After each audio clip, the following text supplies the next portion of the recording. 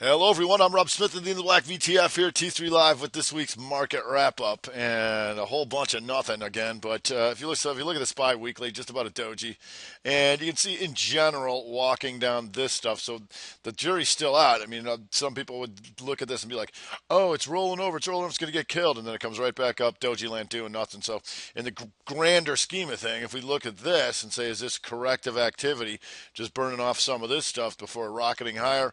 Or are we truly going to sell off? Well, this has been a market of extreme case by case basis. Every day it's sector by sector, stock by stock. Because you can see this doing nothing, and you can see when you know conditions are usually worse for trading is when you see a lot of shadows. That means it's reversing and reversing and reversing, and that's what you're seeing here. If you go to the monthly, you're going to see this doing nothing, really. It's almost an inside month outside of blip down. Almost a doji on the month. If you go to the Qs, yeah, doing nothing. So if you're trying to trade these things, you probably want to not do that.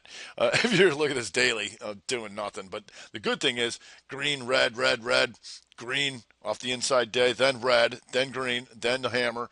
So if you're going to do it, at least you can use these to gauge where you want to be. And so coming in today, we saw Q's had a hammer, SPY had daily hammer there, or SPY had daily hammer with the Qs. So that was good, and we were looking at FAS because FAS was an inside day to see if that can go. Now it comes back in, and I'll get to that in a second. We also had the small cappers with reversal strat. It was an inside day in the IWM, opens and closes in the range, and then took that out, and that went out on the highs. We also had that in the trannies IYT. But started to fade. So what we noticed, also semiconductors, which was the winner there, inside day and up for SMH, and that was really the winner. But the problem was most of that came at the beginning of the day here. And so did it creep higher? Yes. But, how are you going to do that?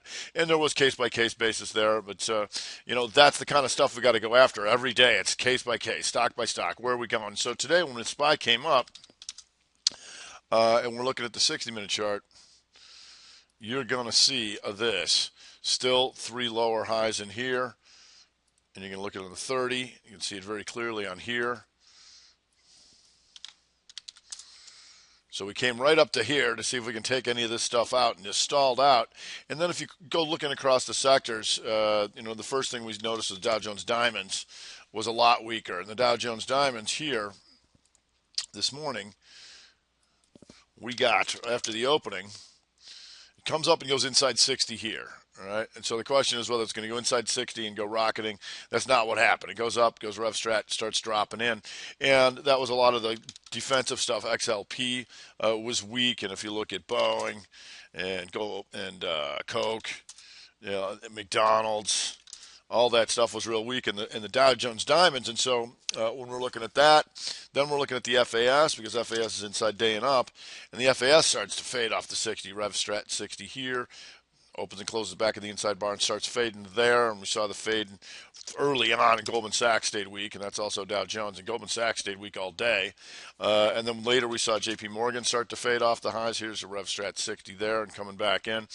And then as far as the IYT trannies, we started to see the airlines start to drop off. American, Delta, United, and all that stuff doing nothing and dropping off. So it wasn't the end of the world. They was just going to bring them in a little bit, which they did. So SPY ends up having gangbusters morning and then just dropping back into the middle of the range of the day. So not the end of the world, but just doing nothing, really. It's doji on the month, doji week.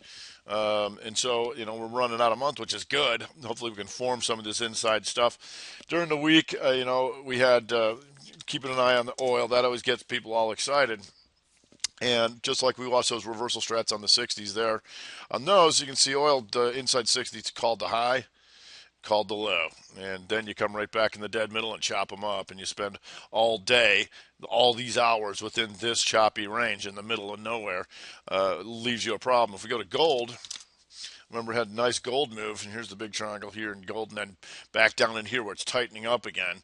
But we did have nice signals in gold during the week when we had here during the Fed day. And this is one of the things when I talk about looking for combinations of things that are on the move, because gold at this point was red on the month, it was red on the week, and going bearish engulfing potentially at that time, right on the day, and inside day and down on Fed day. And then if you go 30 here, this inside 30, it's down on all time frames. And if you go back to a 15, at that time, here's the same pattern, that rev strat down, inside bar, countered with shooter within the general trend, the direction we want it to go. And so there's nice stuff in there, but we needed the Fed to get stuff like that. So one of the things that we had earlier on in the week in SPY, and you did have, the Fed day dumper here, this stuff in here. And, we got a little bit, we're hoping that we could get a little more follow through just because we want more volatility. Then inside 60 calls the low and SPY and comes back up. But one of the reasons we got hit a little bit harder out of here, not just Fed, but one of the things we've been seeing is that oftentimes as the market's been softening up is a race to defensive names, utilities and XLP and the REITs. And that's not what happened. And that was a big problem. The Utes started to drop with the market at the same time. And so that can be a warning sign, or it can be a sign that they're going to start rotating into risk, which they did to a certain extent today when you talk about going SMH inside day and up. So one of the problems that, one things to identify what choppy means is to be inside on a longer term time frame. So one of the problems we have right now this month, FAS is inside month, XLE still an inside month, and no sign of either of that changing anytime soon. If you look at TLT, 1, 2, 3 months, inside month again here, but in 3 months completely within this bar's range. That's no good. We know how to break out of that, and hopefully June's going to do that stuff. So we want to try and keep focusing on where things were moving, and XRT has been the play. Following those retailers. In something like this, now you can sink your teeth into it. Down, corrective activity, inside day, gap, and go puke. Here was almost an inside day puke and then starts coming back off there. But even in there, you can go to a bunch of different things. Vicky Secret, LB just getting destroyed. Nordstrom, Mason, no, Nordstrom went inside day and up, but you can see how bad that's been. Macy's having all sorts of trouble over there, and RH, Restoration Hardware, there's a real winner for you. Inside day, though, but hoo boy, to the woodshed. And then you got good luck with the old Walmart trying to stick it to them back to the upside, and Lowe's Corp. So even within these sectors, you can find things that are on the move because, in general, things aren't going anywhere. So we'll just take a look at a couple inside weeks. To start off next week, you got Amazon as an inside week. Always interesting here to see if that can measured move and continue into the highs, or it's going to start to soften up a little bit. And certainly always a lot of eyes on VRX, and that's going inside week. So, I'd like to give you some good indication on what's going to happen next week. But as you can see, choppy range action, back and forth every day. It's case by case, stock by stock, sector by sector, and looking for those shorter term setups, going with them, hoping that they would exaggerate the range eventually. But when you look at those monthly charts, it's a whole bunch of nothing still of consolidating that needs to resolve. And eventually it will. Right now it hasn't. All right, I hope everybody has a great week and has a great weekend. I'm Rob Smith, the Black VTF here, T3 Live with this week's Market Wrap Up.